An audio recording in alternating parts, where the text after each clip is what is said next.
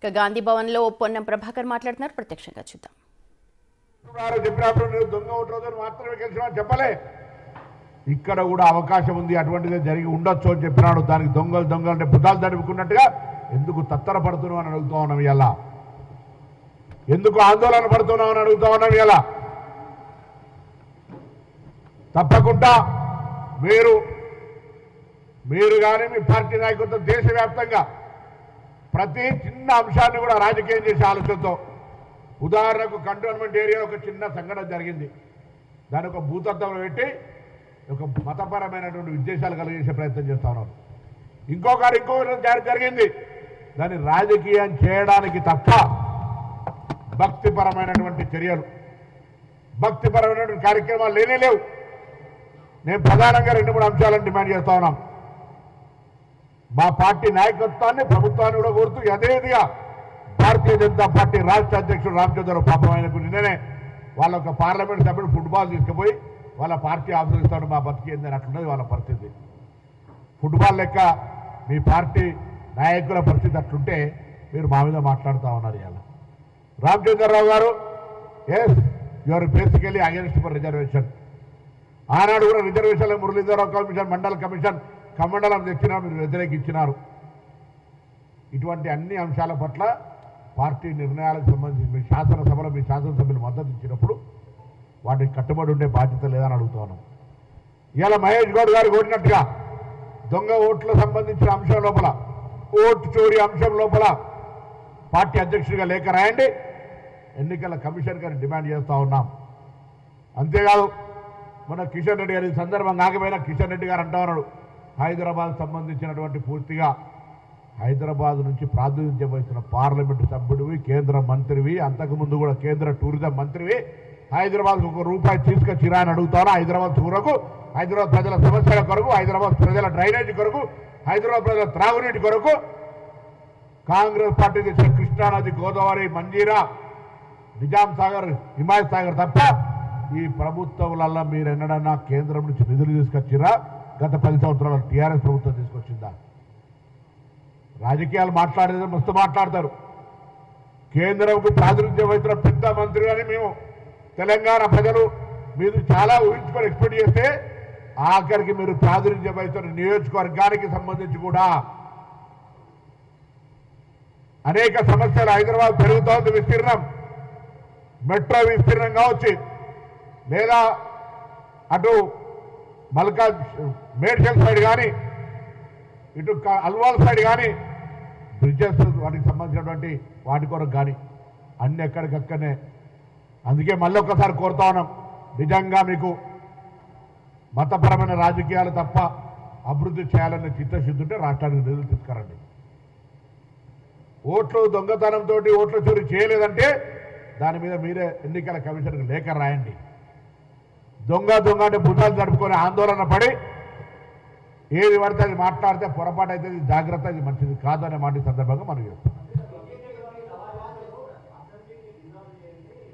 అసెంబ్లీకి దీనికి ఏం సంబంధం అబ్బా? మళ్ళీ అందుకే కదా దొంగ అంటే భుజాలు జరుపుకొని నువ్వు మొత్తం మేము అడుగుతున్నటువంటి మాట, రాహుల్ గాంధీ గారు దేశవ్యాప్తంగా ముఖ్యంగా బీహార్ రాష్ట్రంలో, కర్ణాటక రాష్ట్రంలో ఓటు చోరీకి సంబంధించి ఆధారాలతోటి ఆరోపిస్తే ప్రజలంతా అనుకుంటా ఉన్నారు ఎన్నికల కమిషన్ భారతీయ జనతా పార్టీ ఏజెంట్గా మారిందని, అనుబంధ సంస్థగా మారిందని అనుకుంటా ఉన్నారు. ఇలా విచారణకు ఆదేశించాల్సిన వాళ్ళు రాహుల్ గాంధీ గారి మీద చర్యలు తీసుకుంటారు, ధమ్కి ఇస్తా ఉన్నారు.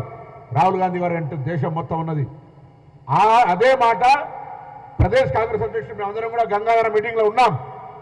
మా పార్లమెంట్ నియోజకవర్గం చొప్పదండి నియోజకవర్గంలో జరిగినటువంటిది ఒకటే మాట అన్నారు, ఇక్కడ బండి సంజయ్ కూడా దేవుడి పేరు మీద గెలిచినాడు, భారతీయ జనతా పార్టీ దేవుడిని రాజకీయాలకు వాడుకుంటా ఉంది, ఇక్కడ ఓటు చోరీ జరిగి ఉండే అవకాశం ఉంది, జరిగి ఉండొచ్చు, ఆ ఓటు చోరీ మీద వీళ్ళు గెలిచి ఉండొచ్చు అంటే మేమంతా గెలవలేదని చెప్పు, గెలిచుంటే విచారణ చేయమని ఎన్నికల కమిషన్ అడుగు, అసెంబ్లీ రద్దు చేయమంటే మూర్ఖంగా ఇదేం పద్ధతి? భారతీయ జనతా పార్టీలు అంతా మీరు పార్లమెంట్ సభ్యులుగా ఆ ఓటు చోరీతో గెలవలేదని ప్రూవ్ చేసుకోండి ఆరోపణను.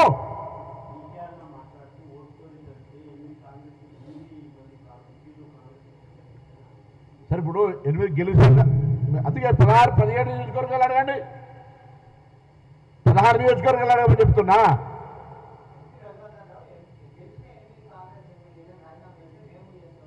నేను రాజీనామా చేయమని అనలే. ఇప్పుడు కూడా మేము అన్నామా?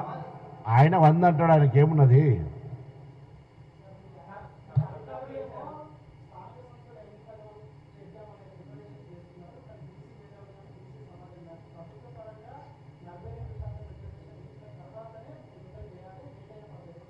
ఆ మేధావులందరినీ అడుగుతా ఉన్నా. ప్రభుత్వము పూర్తిగా ఓపెన్ మైండ్ తోటి ఉంది.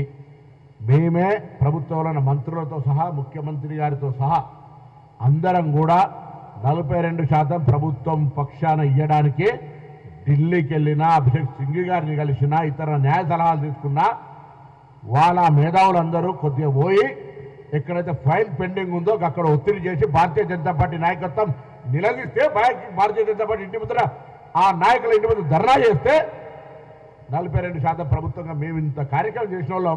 ఇంకా మా చిత్తశుద్ధి మీద ఎవరికైనా అనుమానం ఉంటే వాళ్ళ కర్మ. మేము మళ్ళీ చెప్తా ఉన్నాం, ఇలా మేమందరం ఆ గొంతుక. మా ప్రభుత్వ ఆలోచన, మా ముఖ్యమంత్రి గారు చాలా సైంటిఫిక్గా దేశ రాజకీయాల్లో రాహుల్ గాంధీ గారితో సహా ఇలా మా ముఖ్యమంత్రి గారిని, మా ప్రభుత్వాన్ని ప్రశంసించిన తర్వాత మేము ఒట్టిగా ఎన్నుకోబోతున్నాం. మీకు చేతనైతే నేను మేధావులందరూ విజ్ఞప్తి చేస్తాను, దయచేసి మేధావులందరికీ అప్పీల్ చేస్తా ఉన్నాం. ఎక్కడైతే కేంద్రం దీనికి సంబంధించి మేము వాస్తవంగా గవర్నర్ గారు ఇక్కడనే మాకు మేము దేశ స్థాయి రిజర్వేషన్లలో 42% అడుగుతలేం, కేంద్ర ఉద్యోగాలు అడుగుతలేం, చట్టసభలు అడుగుతలేం, మా రాష్ట్రంలో ఇచ్చేటువంటి విద్యా ఉపాధి స్థానిక సంస్థలు అడుగుతా ఉన్నాం. కేంద్రానికి ఎందుకు అభ్యంతరము? ఇదే కేంద్రము ఇవాళ అడుగుతున్న మేధావులు భారతీయ జనతా పార్టీ నాయకులు 10% ఈడబ్ల్యూఎస్కి వ్యతిరేకంగా మళ్ళీ చెప్తా ఉన్నా. ఇచ్చినాడు ఎందుకు వాళ్ళు 50% క్యాప్ తొలగినటువంటి అంశం తెలియదా? ఇలా బండి సంజయ్, లక్ష్మణ్, అరవింద్ గారు, అదేవిధంగా ఈటల రాజేందర్ గారు తాత్కాలిక సభ్యుడా, భారతీయ జనతా పార్టీ పర్మనెంట్ సభ్యుడా ఆర్ కృష్ణయ్య గారు, వాళ్ళని అడుగుతా ఉన్నా. ఎందుకు ఇలా మేము ఆనాడు తెలంగాణ ఉద్యమంలో మా పార్టీ మీదనే అవసరమైతే తెలంగాణ సాధన కొరకు ఎదురు తిరిగి కొట్టాడినటువంటి వల్ల మా పార్టీని సాధించుకునే విధంగా ఒప్పించి మెప్పించి చేసుకున్నాం. చేతనైతే లేదా మీకు? బలినారుగా 42% అనేటువంటిది మీ ఫ్యూడలిస్టిక్ పార్టీలో మీ వాయిస్ లేదా? మీ గొంతు రాదా? గొంతు ఇప్పలేరా అని అడుగుతాను ఇలా. అదేవిధంగా 2018 కేసీఆర్ గారు తెలంగాణ తరఫున ఒక చట్టం ఉరితాడు ఇచ్చినాడు. బీసీలకు 50% కంటే ఎక్కువ లేని చట్టం తెచ్చినాడు. ఆ చట్టాన్ని అధిగమించడానికి ఆర్డినెన్స్ తెచ్చినాం. మేము ఎక్కడ కూడా ప్రభుత్వ పక్షాన మా ముఖ్యమంత్రి గారు కానీ, పార్టీ అధ్యక్షుడు, మా పిసిసి అధ్యక్షుడు కానీ, మిగతా అందరం కూడా ఇలా కులము మతం సంబంధాలు అందరూ కలిసి పార్టీ అంటే మీరు చూసారు ఢిల్లీలో మొత్తం 15 మంది మంత్రులు కులాలకు అతీతంగా మొత్తం శాసనసభ్యులు, పార్టీ నాయకత్వం, పార్లమెంట్ సభ్యులు, దేశం మొత్తం మీద 100 మంది పార్లమెంట్ సభ్యులు వచ్చి మా నినాదానికి మద్దతు ఇస్తే కళ్ళు కనబడతలేవా? బీజేపీకి చెవులు వినబడతలేవా? నోరు మాట్లాడే చేతనైతే లేదా?